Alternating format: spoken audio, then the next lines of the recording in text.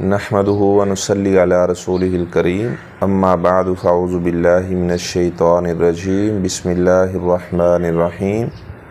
استغفر لهم او لا تستغفر لهم ان تستغفر لهم 70 مرۃ فلن یغفر اللہ لهم۔ قرآن مجید کے اندر اللہ تبارک و تعالیٰ نے جیسے کفار کا ذکر کیا ہے ایسے ہی منافقین کا بھی ذکر کیا ہے۔ منافق کی ڈیفینیشن کیا ہے؟ جس نے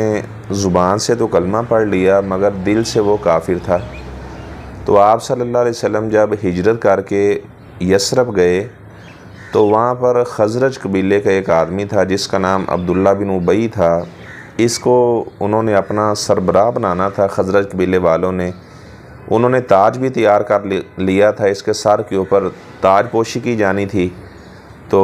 لیکن جب آپ صلی اللہ علیہ وسلم ہجرت کر کے آئے تو پھر لوگوں کا رجحان آپ صلی اللہ علیہ وسلم کی طرف ہو گیا، تو اس کو پھر انہوں نے سردار نہ بنایا، اور یہ حسد کی وجہ سے آپ صلی اللہ علیہ وسلم سے یہ حسد کرنے لگا۔ آپ صلی اللہ علیہ وسلم کا یہ دل سے دشمن تھا، زبان سے اس نے ظاہر کلمہ پڑھ لیا، اور کچھ لوگ بھی اس نے اپنے ساتھ تیار کر لیے اس مقصد کے لیے۔ تو آپ صلی اللہ علیہ وسلم کو ہر موقع پر اس نے پریشان کرنے کی کوشش کی۔ تو مسجد زرار جو تھی وہ منافقین نے بنائی تھی کہ وہ بھی کفر کے لیے اور ایمان والوں کے لیے وہ گات لگا کر وہاں بیٹھتے تھے اور مسلمانوں کا نقصان پہنچانا چاہتے تھے۔ تو آپ صلی اللہ علیہ وسلم نے فرمایا کہ جب انہوں نے کہا کہ آپ اس مسجد میں آئیں، تو آپ نے فرمایا کہ جب میں تبوک سے واپس آؤں گا تو پھر میں اس مسجد میں آؤں گا۔ تو پھر اللہ تبارک و تعالیٰ نے وحی کر کے بتایا کہ یہ جو مسجد ہے اس میں آپ نے ہرگز نہیں جانا، آپ اسی مسجد میں جائیں جس کی بنیادیں تقوی پر رکھی گئی ہیں، یعنی لا مسجد اسس علی التقوی، ٹھیک ہے، وہ مسجد زیادہ حق رکھتی ہے ان تقوم فیہ کہ آپ اس میں قیام کریں۔ یہ جو مسجد زرار ہے یہ تو انہوں نے تفریقا بین المومنین، مسلمانوں کے درمیان، مومنوں کے درمیان تفریق پیدا کرنے کے لیے یہ مسجد بنائی ہے۔ تو خیر پھر آپ صلی اللہ علیہ وسلم نے ایک صحابی کو بھیج کر آپ نے فرمایا کہ یہ مسجد نہیں ہے بلکہ یہ تو ایک گویا کہ انہوں نے ایک ایسی جگہ بنائی ہے کہ یہ اسلام کا نقصان کرنا چاہتے ہیں۔ تو پھر اس صحابی نے جا کر کچھ اور مسلمان مجاہدین کو ساتھ لیا اور اس جگہ کو وہاں سے ختم کر دیا گیا، جس کو انہوں نے مسجد کا نام دیا تھا جبکہ حقیقت میں وہ مسجد نہیں تھی۔ اچھا، تو آپ صلی اللہ علیہ وسلم جب غزوہ مریسی پر گئے تو واپسی پر آپ صلی اللہ علیہ وسلم کی زوجہ جب ہارون کا گم ہوا، ایک لمبا واقعہ ہے بخاری شریف میں، تو عبداللہ بن ابی منافق نے آپ صلی اللہ علیہ وسلم کی زوجہ حبیبہ تو حبیبی رب العالمین عائشہ صدیقہ رضی اللہ تعالیٰ عنہا پہ الزام بھی لگا دیا۔ تو 3 مسلمان مخلص، 2 مرد اور 1 صحابیہ، وہ بھی اس کے بہلاوے میں آ گئی۔ تو انہوں نے بھی واضح طور پر ایسی بات کہہ دی۔ حضرت حسان بن ثابت رضی اللہ تعالیٰ عنہ، مصطح بن اساسہ رضی اللہ تعالیٰ عنہ، اور آپ صلی اللہ علیہ وسلم کی سسٹر ان لا زینب بنت جہش رضی اللہ تعالیٰ عنہ، ام المومنین کی بہن حمنہ بنت جہش رضی اللہ تعالیٰ عنہ، پھر ان کو 80 کوڑے مارے گئے جب ام المومنین کے بارے میں اللہ تبارک و تعالیٰ نے آسمان سے 10 آیات ان کی برات کے بارے میں نازل فرمائی۔ اچھا، ایک موقع پر غزوہ بنو مستلق سے واپسی پر یہ جو منافق تھا عبداللہ بن ابی، تو یہ کہنے لگا لَئِن رَجَعْنَا إِلَى الْمَدِينَةِ لَيُخْرِجَنَّ الْأَعَزُّ مِنْهَا الْأَذَلَّ، کہ جب مدینے کے اندر جائیں گے تو معاذ اللہ اپنے آپ کو یہ عزت والا کہہ رہا تھا، کہنے لگا کہ میں آپ صلی اللہ علیہ وسلم کو مدینے سے نکال دوں گا۔ تو اس کا جو بیٹا تھا عبداللہ وہ مخلص صحابی تھا۔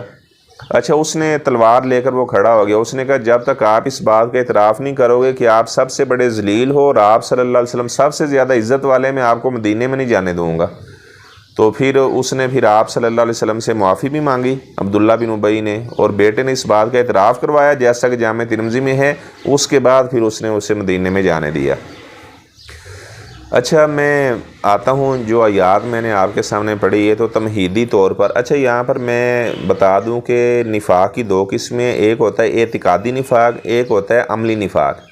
اعتقادی نفاق یہ ہے کہ انسان دل سے کافر ہے، زبان سے کلمہ پڑھا ہوا ہے، عقیدے کا نفاق یہ ہے۔ اچھا، اور دوسرا ہے عملی نفاق۔ عملی نفاق کیا ہے کہ انسان بات کرے تو جھوٹ بولتا ہے، وعدہ کرتا ہے تو اس میں خلاف ورزی کرتا ہے، امانت رکھی جائے تو اس میں خیانت کرتا ہے، اگر اس کی کبھی لڑائی ہو جاتی ہے تو پھر گالم گلوچ کرتا ہے۔ تو یہ عملی نفاق ہے اس کے اندر۔ اور منافقین کی سزا بھی اللہ تبارک و تعالیٰ نے بیان فرمائی، ان المنافقین فی الدرک الاسفل من النار، انہیں جو آگ کا بالکل نیچے والا گڑھا ہے وہاں پر ان منافقین کو پھینکا جائے گا۔ تو بات یہ کیونکہ یہ جو منافق ہوتا ہے یہ کفر سے بھی زیادہ، کیونکہ کافروں کے بارے میں تو علم ہے کہ یہ واضح طور پر مسلمانوں کے دشمن ہے، اور یہ جو منافق ہوتا ہے یہ دل سے کافر ہوتا ہے، زبان سے کلمہ پڑھا ہوتا ہے، اور مسلمانوں میں ان کے دوست بن کر ہی رہتے ہیں۔ تو ایسے آدمی سے ظاہری بات ہے، ایک آدمی وہ خیر خواہی کے روپ کے اندر آپ کو دھوکہ دے رہا ہے تو اسے تو پہچاننا بڑا مشکل ہوتا ہے۔ تو جب آپ صلی اللہ علیہ وسلم مکہ میں تھے تو مشرکین مکہ سے مخالف تھے، جب مدینہ میں آئے تو یہود بھی آپ کے مخالف تھے، اور دوسرا منافقین بھی آپ صلی اللہ علیہ وسلم کے مخالف تھے۔ اچھا، جب یہ عبداللہ بن ابی منافق مار گیا تو آپ صلی اللہ علیہ وسلم کے پاس اس کا بیٹا عبداللہ آیا، جو مخلص صحابی تھا، مومن تھا پکا۔ اللہ کے رسول صلی اللہ علیہ وسلم میرے باپ کا جنازہ پڑھا دیں۔ تو آپ صلی اللہ علیہ وسلم نے فرمایا ٹھیک ہے، میں آپ کے باپ کا جنازہ پڑھا دوں گا۔ تو حضرت عمر رضی اللہ تعالیٰ عنہ فرمانے لگے، اللہ کے رسول صلی اللہ علیہ وسلم آپ اس منافق کا جنازہ پڑھائیں گے، فلاں فلاں موقع پر اس نے فلاں فلاں بات کہی، ام المومنین عائشہ صدیقہ رضی اللہ تعالیٰ عنہ آپ الزام لگا دیا، آپ ایک مہینہ تک پریشان رہے، آپ اس کا جنازہ پڑھائیں گے۔ تو جب کہ اللہ تعالیٰ نے آپ کو منافقین کے لیے دعا کرنے سے منع کی ہے، تو آپ صلی اللہ علیہ وسلم نے فرمایا کہ اللہ تبارک و تعالیٰ نے مجھے اختیار دیا ہے، استغفر لہم او لا تستغفر لہم، آپ ان کے لیے استغفار کریں یا استغفار نہ کریں۔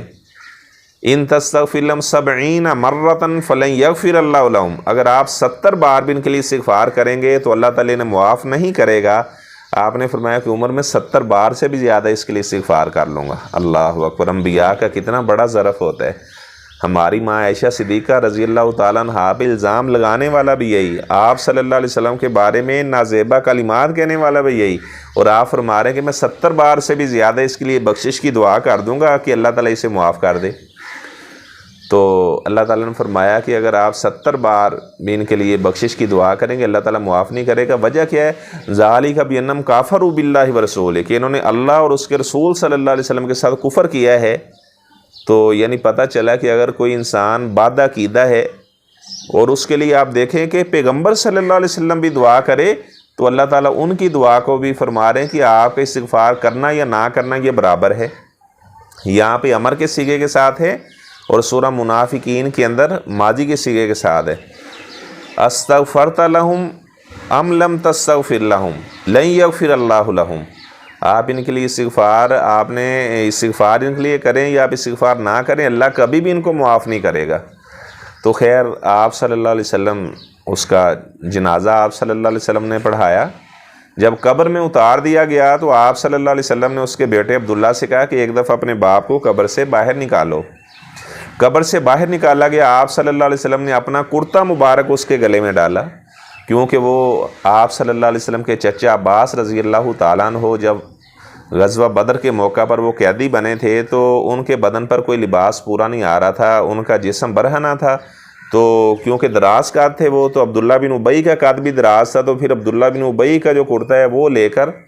آپ صلی اللہ علیہ وسلم کا جو چچا عباس تھا ان کو وہ کرتا پہنایا گیا۔ تو آپ صلی اللہ علیہ وسلم نے اس کے احسان کا بدلہ چکانے کے لیے آپ نے اس کے